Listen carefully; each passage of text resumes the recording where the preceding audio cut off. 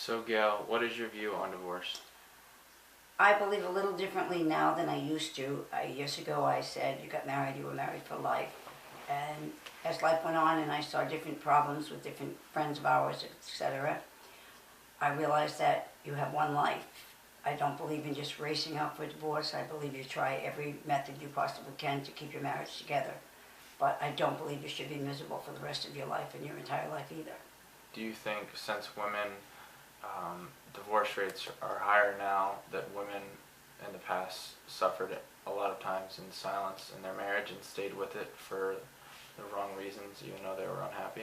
Yes, a lot of women did, but so did a lot of men for the sake of their children and that. And it didn't do them the children any good to grow up with fighting and arguments and knowing their parents didn't like each other. Do you think people of our generation give up too easily on marriage? Yes, I honestly believe that they don't work hard enough to try to save their marriages.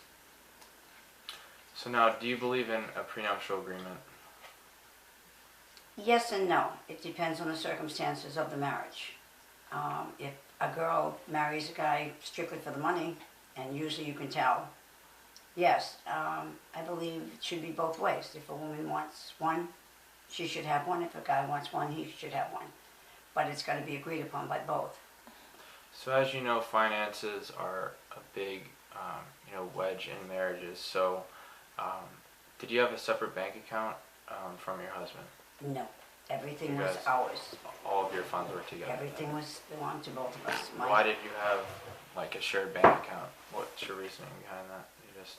I didn't hear what you Your said. reasoning behind having a shared bank account, why is that? I just believed you got married and you got married to be one.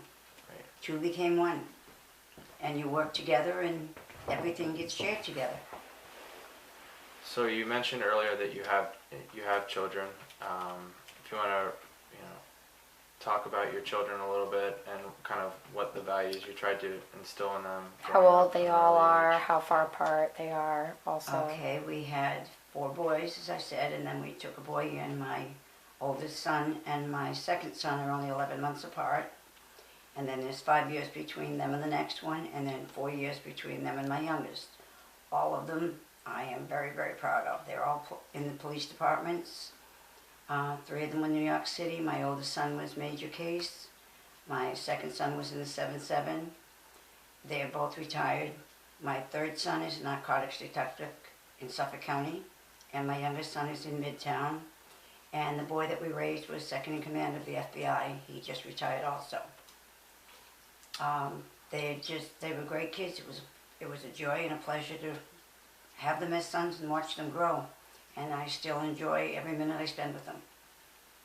What was your most frustrating moment as a mother with your children? When they were teenagers. But what are some of the things that they would do to make you really angry? You know what? We really didn't get angry that often. The only time I can remember being I never argued with the boys. Tommy and I, my oldest son, I kind of did, but that's okay because he's a good man and a good boy. But the others, I'd say the only time they would aggravate me is if they came in when they weren't supposed to, later than they were supposed to. And that was rare. Did you have curfews for them? Oh, yes, we did. You were really strict? Yes. My husband and I were strict. People used to tell us we were too strict, but I never had a problem with one of them. What were, like, some of your house rules that you had? House rules, they went to a party. We had to have a phone number. There had to be an adult present at the parties. They had to be in by midnight, usually during the week. They weren't allowed to go out partying or out. They had to be home. And drinking was not allowed in my home, nor was smoking. Were they allowed to have girls over to the house? Yes, they used to have a lot of girls and guys over at the house. When they played football, the whole football team, the cheerleaders, they'd all come over after the games. My husband used to cook a whole pot of hot dogs and throw food out, and then they just have a good time. Did you guys have, like every Sunday afternoon, did you have time where you sat down as a family for meals? We sat down every night as a family for meals, except when he was on a 4 to 12, but then the boys and I did sit down.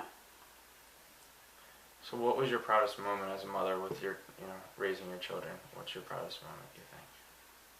Watching them mature and grow and watching each one of them graduate from the police academy. Can you describe like how you felt when they graduated? Graduated, I was proud. I was crying. It was just, it was a moment of joy. So now that your children have grown up, how are you involved in their lives and their grandchildren's lives and your grandchildren? My sons, I see at least 2 to 3 times a week. I talk to them every other day, every day. My grandchildren, I absolutely love and adore. I had the 5 boys, and my first 5 grandchildren were girls. I was a dancer. And the boys, my husband was never allowed to dance. So the minute the girls could walk, they started learning how to dance. And every one of them danced. And they were good dancers. Really good dancers. Thank you.